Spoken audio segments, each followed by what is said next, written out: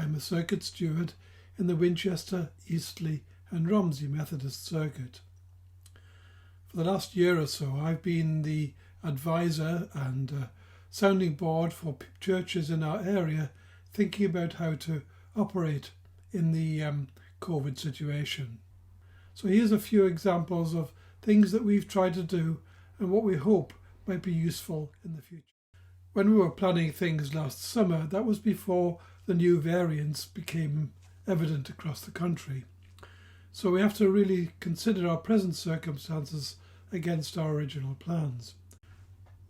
What is different is the new variant is around 50 to 70% more transmissible due to the fact that it binds more strongly with its host, such as us.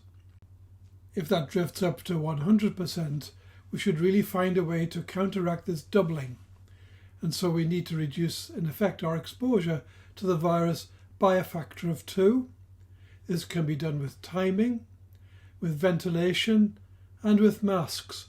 And we look at those 3 items in the slides following. The guidelines for Airspace, which we used last year, was a quarantine period of about 4 hours. That's based on 4 half-lives of 1 hour, which would give a 1/16th of the original concentration of the virus. To increase this to 5 half-lives would give this reduction to a factor of 32. And so it seems that a 5-hour period without other measures would be enough to mimic what was carried out last summer. As a result, using an overnight closure is still viable, provided that touchable surfaces are still sanitized. Generally thought that before and after events ventilation is very good. A single door, however, it seems, would give very slow ventilation. In a recent report that I saw, it was about an hour for a room, and it's not very easy to determine what a given church would be. A diagonal flow across openings greatly reduces this, perhaps by about a factor of 6. In this example in our church, you can see there are doors at the front there which can be used to give that diagonal flow. Horizontal fans will reduce the time further by about a factor of 2. Churning the air with a circulator can further reduce this time by about a factor of 2. We were fortunate for other reasons. We had put some ceiling fans into the church here, which helps us enormously. Our trusty fans going to purify the air and keep us all a bit safe. During an event, there appear to be 2 options really. One is continued ventilation with an airflow, but also with loss of heat. And the second is to use air purifiers. Purifiers can have up to 3 different components that I've seen. Filters such as activated carbon can remove virus carriers like aerosols and dust, also pollens, etc. Secondly, fine filters, HEPA filters, these can remove free virus particles.